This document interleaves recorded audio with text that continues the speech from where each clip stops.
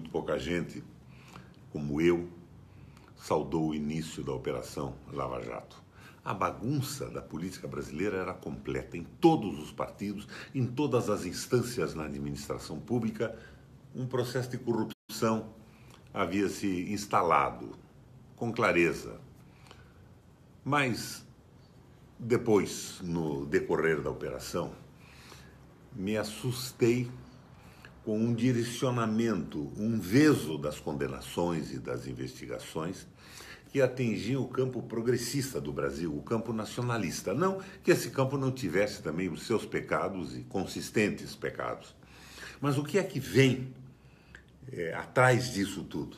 Desnacionalização do Brasil, a retirada do direito dos trabalhadores, a entrega do país, a venda de terra a estrangeiros, a entrega do petróleo, minha gente. É um horror total a desnacionalização e uma submissão à geopolítica dos Estados Unidos e ao interesse do capital financeiro. Mas hoje eu quero comentar com vocês a situação do ex-presidente Lula. Se não me engano, dia 18 do mês passado, o ministro Fachin deu de ofício um habeas corpus para um indivíduo preso em segunda instância. Ele manda soltar o indivíduo.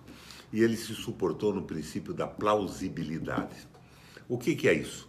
É uma situação que, de pleno, num primeiro olhar, se verifique com clareza que a sentença tem alguns fatores, tem uma consistência frágil e que pode ser modificada na sequência e que a prisão não poderia ser nunca devolvida ao réu preso indevidamente.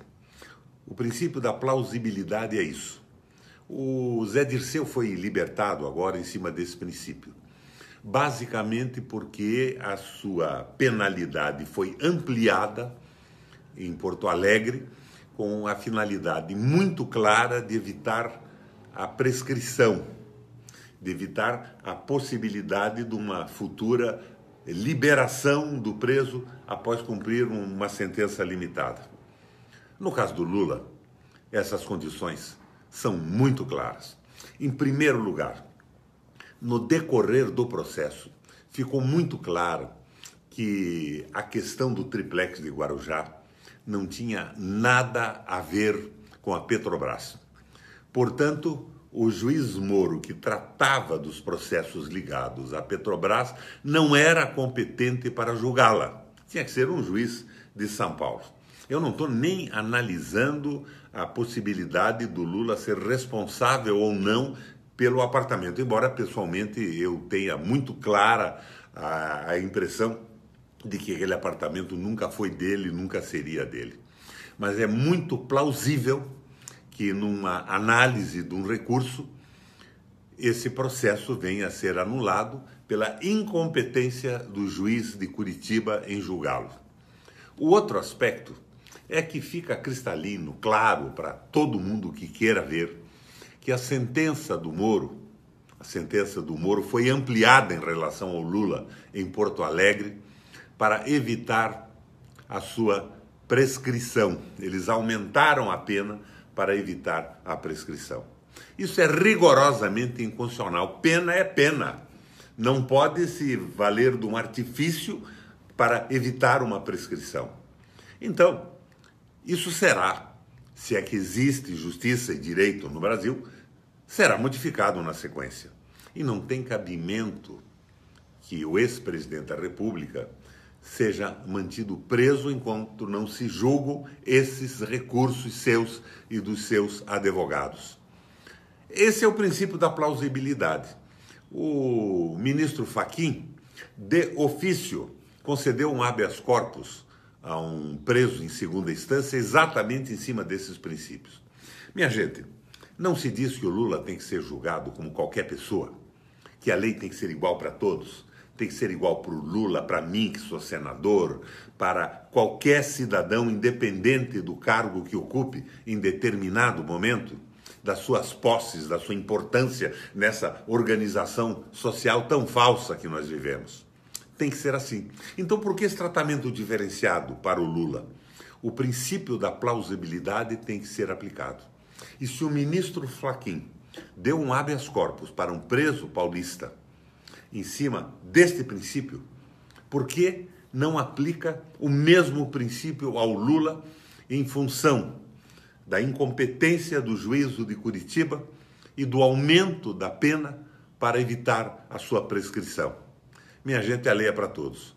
O que está em jogo aqui nesse momento não é o Lula, é o próprio direito brasileiro, é a tal hermenêutica livre, a capacidade de um juiz de primeira ou de segunda instância aplicar a lei conforme a sua visão ideológica, a sua concepção de vida, a sua visão da sociedade e da economia.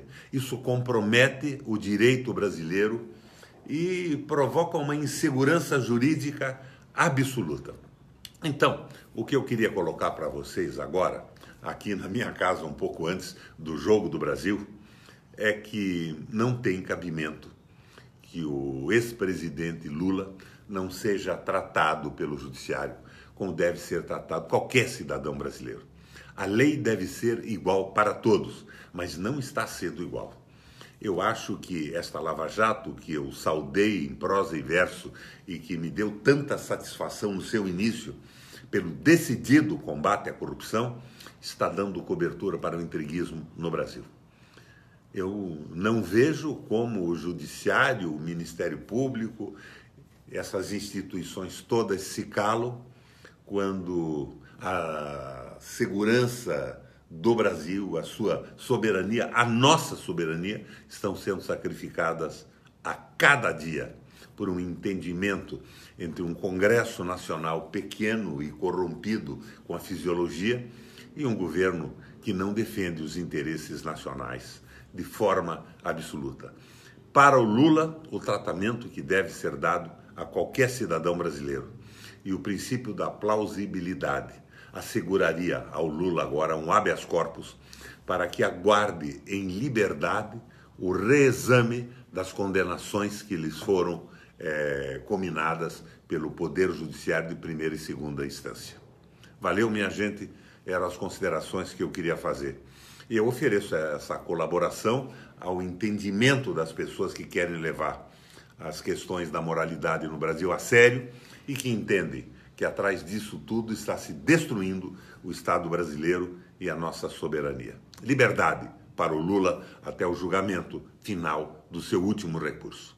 Valeu, minha gente, obrigado pela atenção e daqui a pouquinho vamos ver o Brasil ganhar esse jogo da Sibéria.